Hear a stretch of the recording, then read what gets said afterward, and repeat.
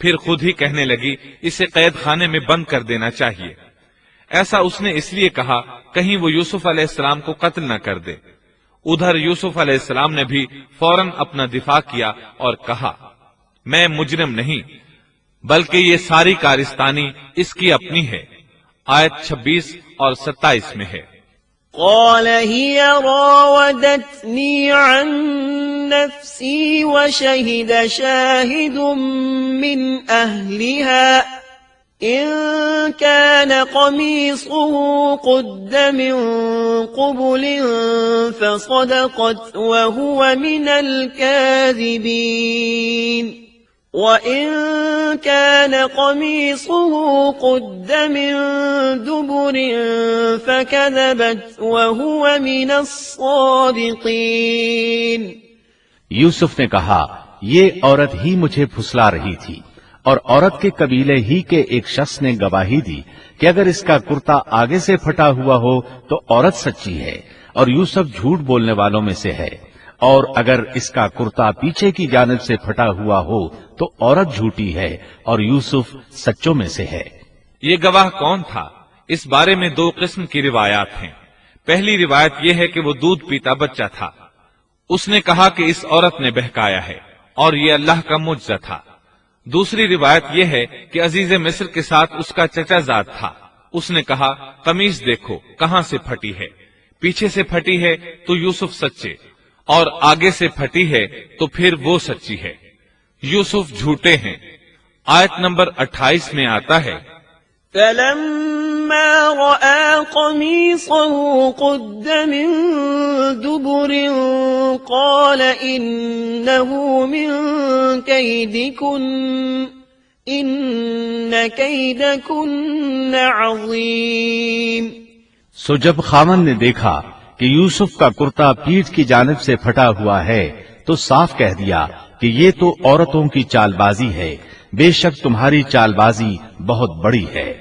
سید قطب کہتے ہیں عزیز مصر ان لوگوں میں سے تھا جن کے نزدیک شرف کی کوئی قیمت نہیں تھی، اگر اس میں غیرت ہوتی تو اس کا خون کھولتا، وہ عورت پر برہم ہوتا، لیکن اس نے غصے کے بغیر کہا۔ آیت 29 میں ہے یوسف اعرض عن هذا واستغفری لذنبک انک کنت من الخاطئین۔ یوسف اب اس بات کو جانے دو اور اے عورت تو اپنے گناہ سے توبہ کر، بے شک تو گناہگاروں میں سے ہے۔ اس کے علاوہ اس نے کوئی اور بات نہ کی، یہاں تک کہ یوسف علیہ السلام کو گھر ہی میں رہنے دیا، جدا بھی نہ کیا۔ لیکن پھر یہ خبر شہر میں آگ کی طرح پھیل گئی، عورتیں طرح طرح کی باتیں کرنے لگیں، لوگ عزیز مصر کی بیوی کو تانے دینے لگے۔ آیت 30 میں ہے وَقَالَ نِسْوَةٌ فِي الْمَدِينَةِ امْرَأَةُ الْعَزِيزِ تُرَاوِدُ فَتَاهَا عَن نَفْسِهِ قَدْ شَغَفَهَا حُبًّا إِنَّا لَنَرَاهَا فِي ضَلَالٍ مُبِينٍ۔ اور شہر کی عورتوں میں چرچا ہونے لگا کہ عزیز مصر کی بیوی اپنے جوان غلام کو اپنا مطلب نکالنے کے لیے بہلانے پھسلانے میں لگی رہتی ہے، اس کے دل میں یوسف کی محبت بیٹھ گئی ہے، ہمارے خیال میں تو وہ سری گمراہی میں ہے۔ یہ چرچا ہونے لگا کہ عزیز مصر کی بیوی ایک غلام کے ساتھ برائی پر تل گئی، اگر کسی آزاد کے ساتھ ایسا کرتی تو معاملہ اور تھا، غلام سے محبت کر بیٹھی، یہ تو اس نے بے وقوفی کی انتہا کر دی، اس طرح اسے خوب برا بھلا کہا گیا۔ یہ خبر عزیز مصر کی بیوی تک بھی پہنچ گئی۔ آیت 31 میں ہے فَلَمَّا سَمِعَتْ بِمَكْرِهِنَّ أَرْسَلَتْ إِلَيْهِنَّ وَأَعْتَدَتْ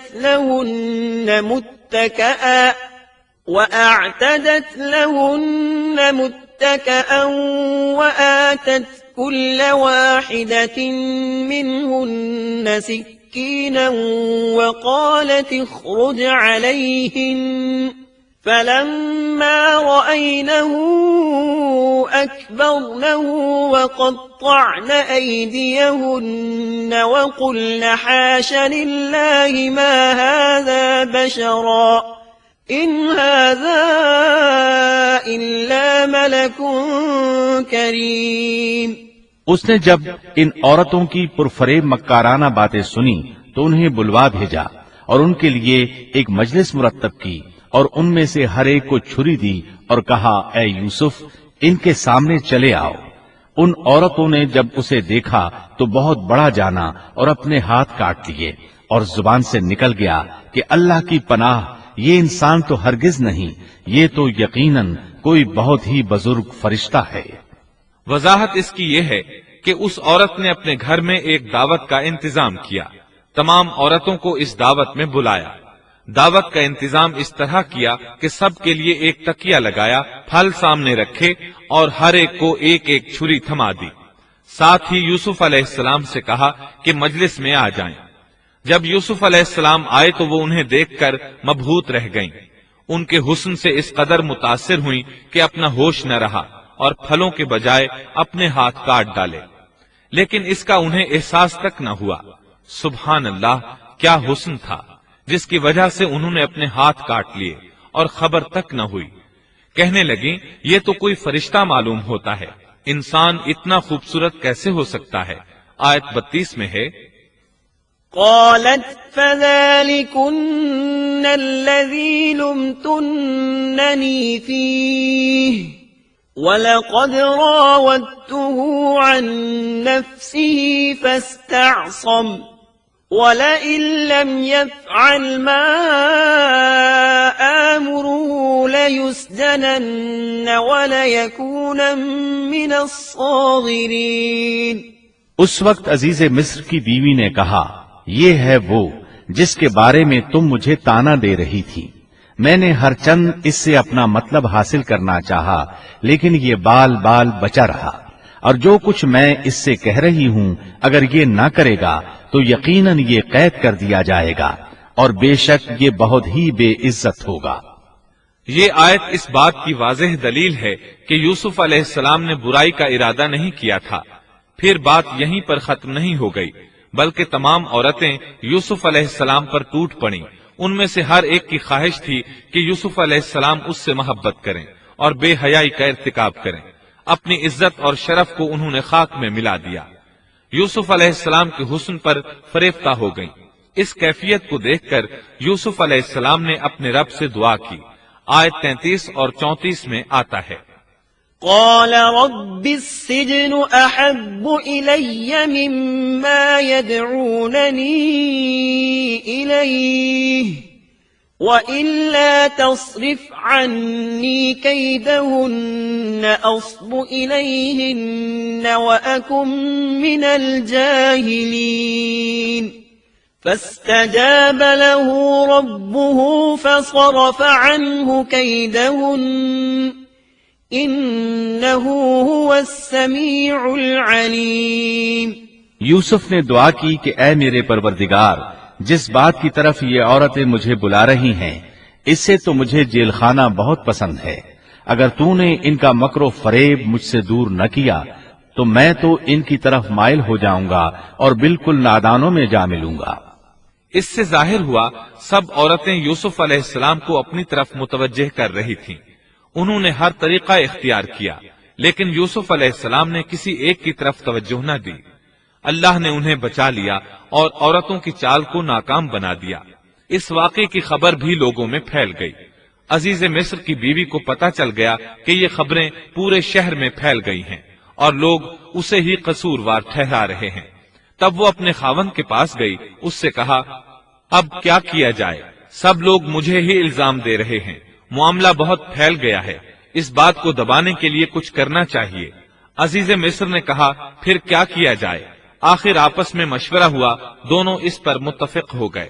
ابن عباس رضی اللہ عنہما فرماتے ہیں انہوں نے یوسف علیہ السلام کو ایک گدھے پر سوار کیا اور ایک ڈھول والا ساتھ کر دیا اور یہ منادی کرائی کہ اس عبرانی غلام نے اپنی مالکہ کے ساتھ برائی کی کوشش کی ہے، لہٰذا اسے اس جرم کی پاداش میں جیل میں ڈالا جاتا ہے.